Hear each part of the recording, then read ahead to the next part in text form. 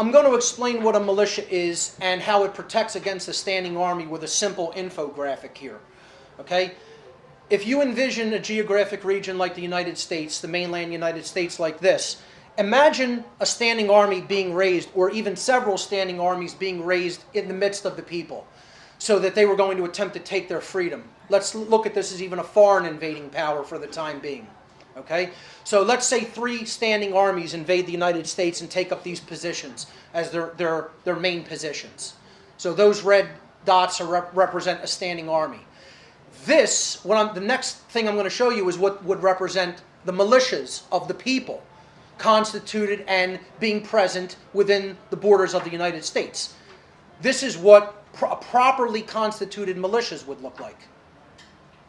Now, what are standing armies going to do against that force of distributed military power present in the hands of the people? That's what I mean by distributed force. They could take out any of those standing armies essentially by swarming them. Okay, that's what the founders originally intended to mean the security of a free way of life in the United States, by having the entire body of the people well armed and well trained with those arms. This is the standing army the founders were warning us about. We have standing armies in almost every major city. They're called militarized police forces. Now that has taken over, the traditional idea of the standing army. It has taken over, certainly, the traditional idea of the militia. We have the National Guard that has replaced the kind of idea of the militia. It was not meant to be under any kind of a governmental institution. Certainly not a militarized police force, which is what we have in just about every single city within the United States, let alone every state. Okay? There's the standing army we were warned against repeatedly. The militia was seen as absolutely essential, required, and necessary to secure a free way of life. Richard Henry Lee, again, the delegate who actually tabled the notion for the Declaration of Independence, said, to preserve liberty, it is essential that the whole body of the people always possess arms and be taught alike, especially when young, how to use them. You were ingraining in the children not only the ability to use arms, but you were ingraining in them a deep respect for them, as we're going to talk about. A responsibility, for what it meant to own, to possess, and to be trained in the use of firearms. Let's go into the next phrase in the Second Amendment, the right of the people to keep and bear arms. So we have to break down several words in this. We have to break down right. We have to understand what keep means. We have to understand what to bear means. And we have to understand what the word arms means. The people is pretty self-explanatory. That's all of us. What are arms? Simple dictionary definition. Weapons and ammunition of any kind. I challenge anybody, go look it up in a good dictionary. There's the definition you're going to get. It does not mean just guns, just firearms. It means anything that you are capable of picking up and using as a piece of defensive weaponry. A hammer is arms. Okay? A club is arms. A knife is arms. A bow and arrow.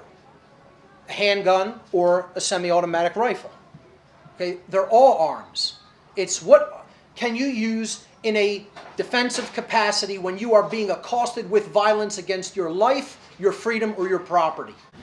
Speaking of the possession of arms, James Berg, author of a book called The Ideological Origins of the Second Amendment, wrote, "The possession of arms is the distinction between a free man and a slave, it being the ultimate means by which freedom was to be preserved. Unarmed people are enslaved people, ladies and gentlemen. Free people have the means to defend their freedom. Period. Anyone who is disarmed is made into a slave." That's how you should read that. In natural law, there is equality of rights, as opposed to in man's law, where some people have rights that other people don't have magically. I'd love for people to explain to me how that situation actually works out, because it doesn't exist in nature. Everyone in reality has the same exact rights. No one has any more or less rights than anyone else does. Since rights are not created by humanity because they exist objectively and inherently in nature by way of them being actions in nature. No human being or group of human beings is actually capable of, quote, granting rights to anyone else, nor is any human being capable of, quote, unquote, revoking rights from anyone else. These are claims that are made by people who believe that they have such capabilities, that they have such power. But in nature, in reality, that can never be done. Rights can never be granted or revoked. They exist inherently in nature, and they are immutable. They are unchangeable, because they are based in whether an action causes harm or not to another being. And that exists inherently, naturally in the real world, not as a construct or an idea in someone's mind. To bear simply means to carry. Okay? It does not mean to brandish or to take out and wave around, okay, as some people believe it does. It simply means to carry on your person. So when we understand, if we understand the natural law that no one actually has the right to grant or revoke someone's rights, how can licensure come into the picture? How can one group of people say, we have the right to license if you put a gun on your hip, cover it up with your shirt, and walk out the door? Yet many people will insist that that can be done. I ask, if no individual can grant somebody else that right, how can a group grant somebody else that right? Who, anywhere, can grant or refuse to grant a right which already exists to someone else? That is my question on this slide. And the answer is no one can. The correct answer, regardless of what anyone thinks, the correct answer is that cannot really be done by anyone. It can only be claimed by some and believed in by others. Infringement is the road to slavery. Once again, the co-author of the Second Amendment, George Mason, said, to disarm the people is the best and most effectual way to enslave them. He understood this. As soon as the government has weapons the people don't have, that's an enslaved society. Thomas Jefferson said the strongest reason for people to retain the right to keep and bear arms is, as a last resort, to protect themselves against tyranny in government.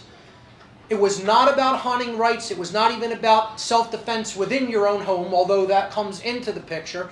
But ultimately, the ownership of firearms was about defense against tyranny. And anybody that says it wasn't, all you need to do is go right to the founders' words themselves. They were all too happy to explain it over and over again, unambiguously, what they meant by the right to keep and bear arms.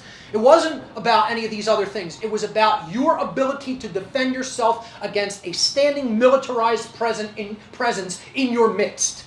That is what it was about. Unambiguously, that's what it was about. And I won't let Thomas Jefferson have the last word on that. I'll let Adolf Hitler have the last word on that. Hitler said the most foolish mistake we could possibly make would be to permit the conquered Eastern peoples to have arms.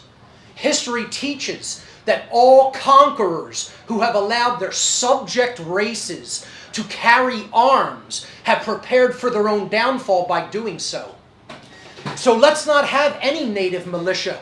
German troops alone will bear the sole responsibility for the maintenance of law and order. It worked out real well, didn't it? This is what some people here in the United States would like to see. Only government with access to firearms. And go get that chart in the back on your way out of here tonight. You'll find out what happens. Here it is right here. A little difficult to see with the fine print, but there's the number, folks. Over 90 million civilians have been murdered by governments within the last 100 years, the last century alone, as a direct result of implemented gun control measures. 90 million souls. Almost 300 million individuals in totality when you count in all wars, military combatants plus civilians. 90 million civilians murdered by their own governments, not foreign governments, their own. Okay? This is democide, death by government. And that chart in there, out there on the way out, it has this within it. It's by JPFO. You can check their website out. And, you know, they have a great film out called Innocence Betrayed that I highly recommend everybody watch, too, about what happens when gun control measures are passed. 90 million people in the last 100 years from 1915 to 2015. There are 27 words worth fighting for, ladies and gentlemen. We have to continue to fight for them, or we're going to be in infinitely worse trouble than we're already in. But they are just words. They are. I have to make that statement. They're words that convey very important ideas, but they are just words. You know, when it really comes down to it, tyrants don't care about truth. Tyrants don't care about truthful ideas or concepts. They most certainly don't care about rights. That's why they're tyrants. They're conquerors. They're enslavers. That's why words are one thing, but being ready is entirely another thing. And I would hope that a presentation like this would help people to understand the true meaning and purpose of those 27 important words. But then I would also hope that it would inspire action. And it would help people to start to put yourself in the psychological mindset of preparedness, of responsibility, of right action. You know, come to think of it, maybe I would have added just 4 extra words to the Second Amendment. Right there. Ladies and gentlemen, thanks so much for your kind attention.